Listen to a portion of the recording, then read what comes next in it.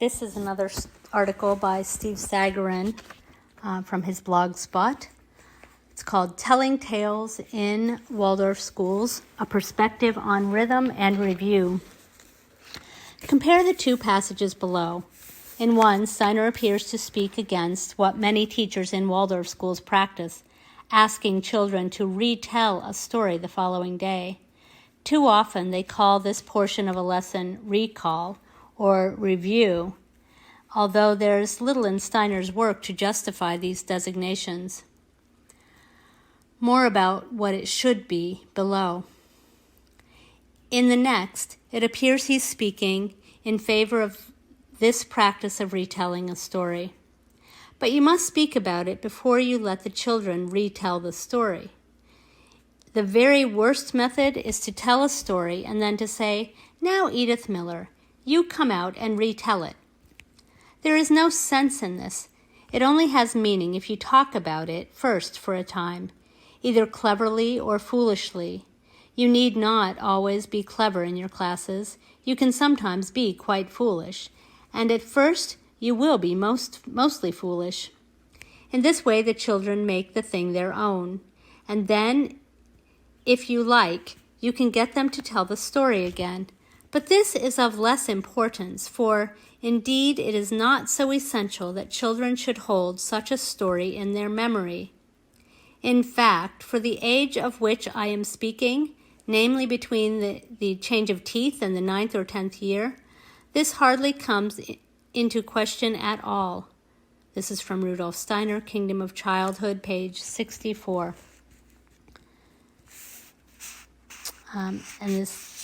As I go on here, it's Rudolf Steiner, Practical Advice for Teachers, pages 168 and 169. Here we go. Above all, we must try to cultivate as much simple speaking and conversation with the children as possible during the first year. We read aloud as little as possible, but instead we prepare ourselves so well that we can bring to them in a narrative way whatever we want to tell them.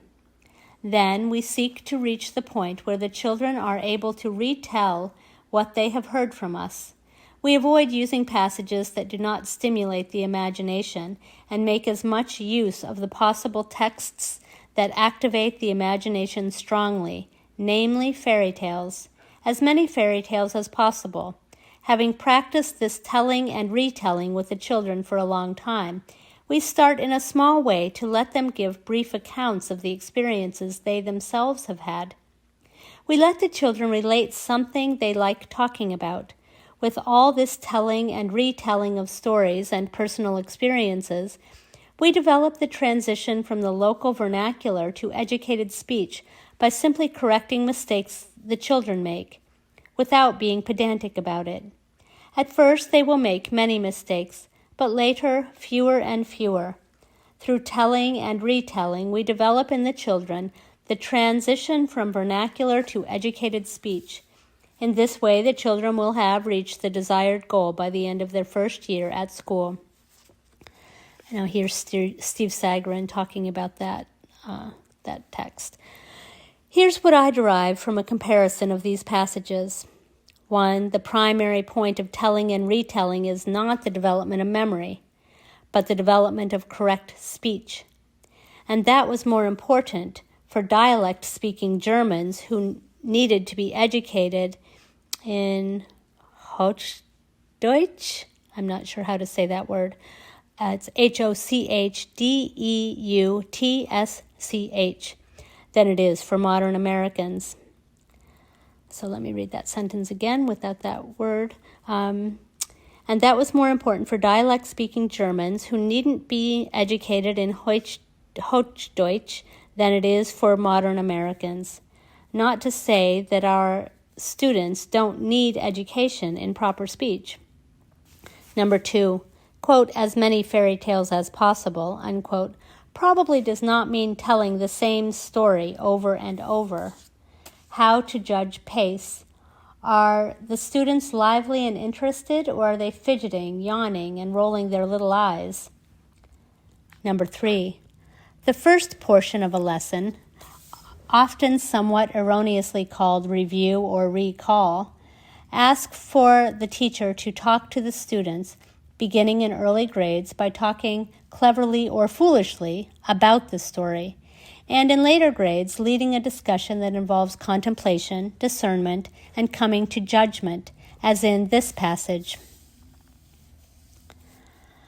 When the children arrive at school on the following morning, they have, without knowing it, pictures of the previous day's experiments in their heads, as well as pictures of what, in as imaginative way as possible, I recapitulated after the experiment. So this is from a Steiner text.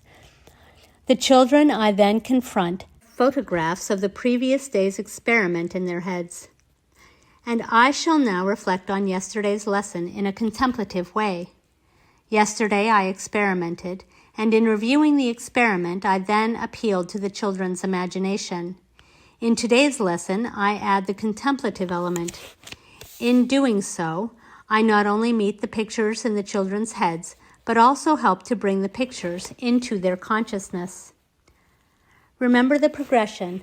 I teach a physics lesson, make an experiment, then recapitulate the stages of the experiment without the apparatus. On the following day, we discuss the previous experiment, contemplate it, reflect on it. The children are to learn the inherent laws. The cognitive element, thinking, is now employed. I do not force the children to have mere pictures in their heads, pictures they have brought with them from sleep, pictures without substance, without meaning. Just imagine the children coming to school with these pictures in their heads, of which they have no knowledge. If I were to immediately start with a new experiment, without first nourishing them with the cognitive, contemplative element, I would again occupy the whole of their being, and the effort they would have to make would stir up these pictures. I would create chaos in their heads. No, above all, what I must first do is consolidate what wishes to be there, provide nourishment. These sequences are important. They adapt to and are in tune with the life processes. In the first part, I occupied their whole being. In the second, it is the rhythmic part of their being that must make an effort. I then dismiss them. When they return the following day, they again have the spiritual photographs of the previous day's lesson in their heads. I connect today's lesson with them by a reflective, contemplative approach. For example, a discussion on whether Alcibiades or Mithridates, sorry, I don't know these names, was a decent or an immoral person. When I make an objective, characterizing approach on the first day, followed on the next day by reflection, by judgments, I shall allow the three parts of the threefold human being to interact, to harmonize in the right way. So that is from Rudolf Steiner, Education for Adolescence, page 51 through 53. This book is now called Education for Adolescence, but the lectures were a course given to the entire Waldorf School faculty and published as the supplementary course, supplementary to Steiner's first training course in 3 volumes, Study of Man, Practical Advice for Teachers, and Discussions with Teachers. This is Steve Sagarin again. This passage draws our attention to the other points worth considering. 1. The, quote, review, unquote, occurs on the first day of a lesson following the demonstration or presentation. 2. There is no mention of, quote, circle time, unquote, or the activities included in it. This is a larger topic that I intend to address in an upcoming post. 3. There is no mention of a 3-day rhythm in Steiner's work on carrying a lesson overnight. 4. There is no mention of a, quote, 3-part lesson in thinking, feeling, and will, as too often claimed by teachers and teacher educators. 5. The progression Steiner outlines is this. A. First day. Call on the child's whole being. B. First day. Review and add to the lesson in imagination. C. Let the child sleep. D.